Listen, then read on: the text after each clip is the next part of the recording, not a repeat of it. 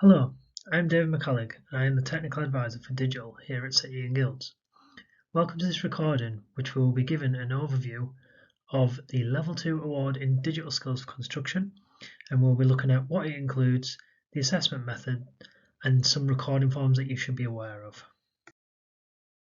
To start with, looking at the Construction Apprenticeship Framework, it consists of the Level 2 core, if the learner requires this, the Level 3 qualification, the essential skills for Wales, and then as of the 1st of May 2023, the Level 2 Digital Skills for Construction, which is what will be covered in this recording.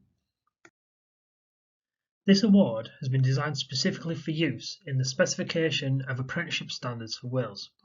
It has been approved as meeting the requirements of CITB Wales and Welsh Government for its inclusion within the construction frameworks.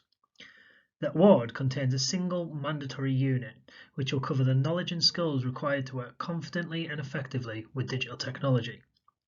This mandatory unit sits within our ITQs for IT users and is titled Improving Productivity Using Digital Technology. The award is one mandatory unit of 30 guided learning hours, which is 40 hours total qualification time and equates to 4 credits. The unit enables the learner to demonstrate the skills and knowledge required to plan, evaluate, and improve procedures involving the use of digital technology systems, looking to increase productivity and efficiency in a variety of roles and settings. The assessment method for this qualification is a portfolio which will contain evidence that covers all of the assessment criteria for the unit, which we will be covering later in this recording. The expected outcome is that following the completion of this unit, the learner will be able to plan and review their use of predefined or commonly used digital technology tools for activities and complete both straightforward or routine tasks, as well as occasionally completing tasks that are non-routine or unfamiliar. On the right hand side, you will see there is a qualification page for this award. If you do not have a copy of the slide deck, you will need to go to City and Guilds website and in the top right search box type 7574. You will enter the ITQs for IT users and from here switch to the Documents tab. There will be a drop down for 7574 Level 2. In Assessment Documents, there will be a drop down for 757420. This will contain the recording forms which we'll cover later in this recording.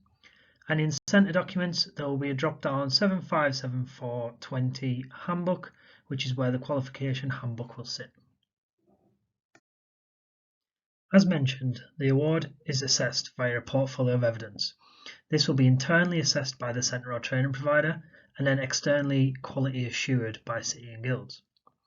The evidence that is generated will either be from the workplace or virtual learning environment or from projects which have been set by the centre, training provider or employer which are replicating realistic work environment tasks. As this award is intended to be broad enough to cover all of the trades, as well as a range in size of employer, projects can be developed to allow learners who are not being exposed to digital technology in their day-to-day work to be able to identify, explore, and even implement these into their job role. So just because their employer doesn't use technology currently, this is something the learner could introduce if it improves productivity, as this is the aim of the qualification. Sticking with the assessment strategy, the learner is measured against all learning outcomes and all assessment criteria. To award the qualification, all of these must be met as the grading is pass-fail. As this is being assessed via a portfolio of evidence, there are some key considerations. The portfolio produced should ensure there is sufficient evidence to determine competence against the learning outcomes.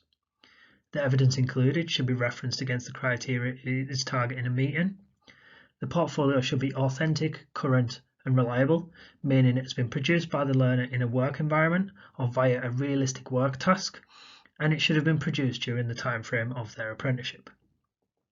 The evidence included should be clearly and appropriately labelled to aid with assessment of evidence, and an index of evidence will also be included. We will come on to forms which have been produced to support you with this.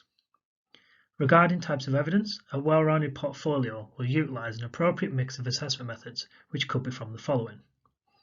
An observation by an expert witness, and by expert witness, this is someone who has a knowledge of the unit, be occupationally competent in the area, have either a qualification in the assessment of workplace performance or a work role which involves evaluating everyday practice of staff.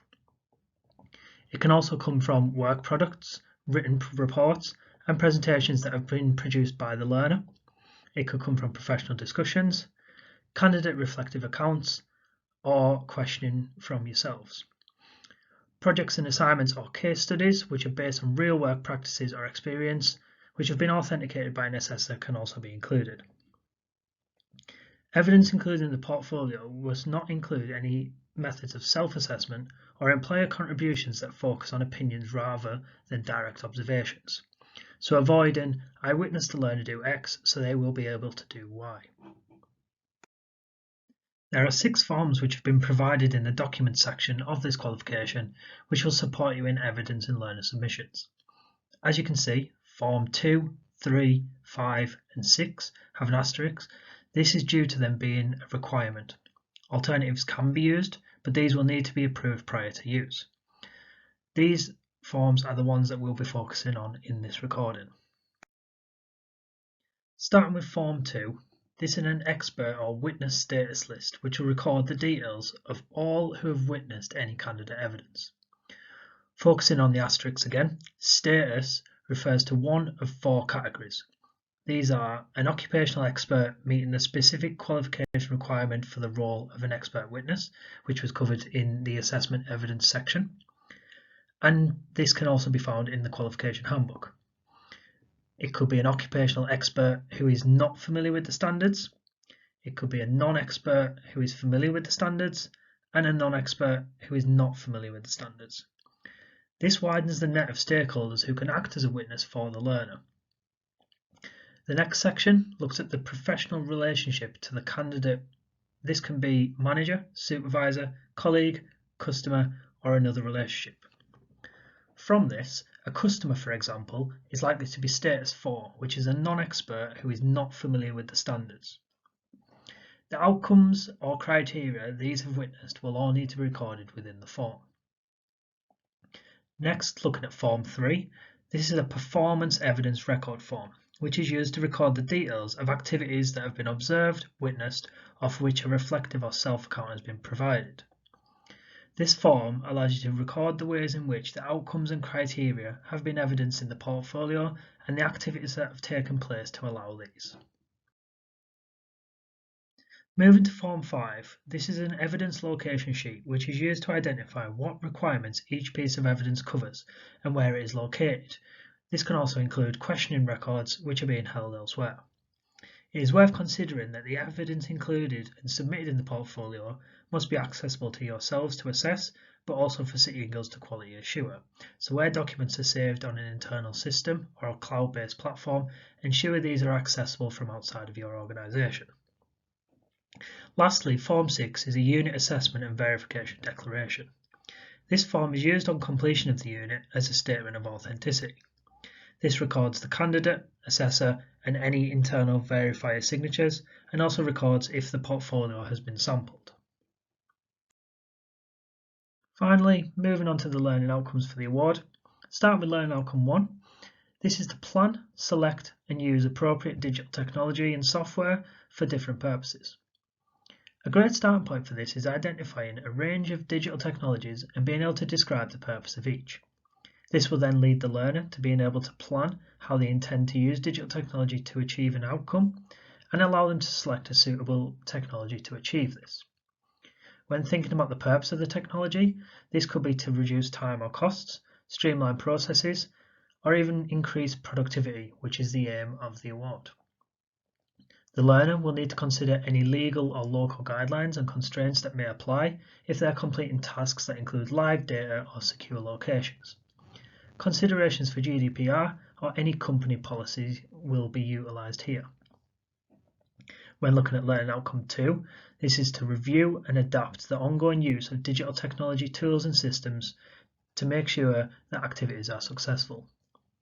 This will have the learner reviewing the ongoing use of digital technologies where an organisation already uses the technologies or reviewing their own use of technology. In reflecting on this, they will be looking at if the technology was appropriate, documenting strengths and weaknesses, and also making suggestions for further improvements. Considerations when selecting the tools could be influenced by the speed of their connection or the size of the files they need to access, for example. Lastly, moving on to learning outcome 3, this is to develop and test solutions to improve the ongoing use of digital technology tools and systems. Here, the learners will be reviewing the benefits and drawbacks of the tools and systems used in terms of productivity and efficiency. They will also develop solutions to improve their own productivity by using digital technologies, which will then be tested to ensure they work as intended. You will notice when going through the qualification handbook, looking at the outcomes and the criteria, that no specific technologies or software have been mentioned. This is to allow the learners across all trades and organisation sizes to access technologies that work for them, without the need for having drones or specialist software packages, for example. The award is broad enough for the learners to utilise the technology that would have a meaningful impact on their role, rather than using something just because it is listed. To end on the conclusion to this recording, in this award, learners are looking to identify and explore technologies, before then selecting which they can see improving productivity and processes for themselves, then planning, using and reviewing the effectiveness of the technologies they selected. If you do have any questions, they can be sent to me via email, which is on screen now, which is david.mccullig@cityandguilds.com, or you can contact the construction TAs who you're likely already in contact with. Thank you for watching this recording, and I look forward to working with you all soon.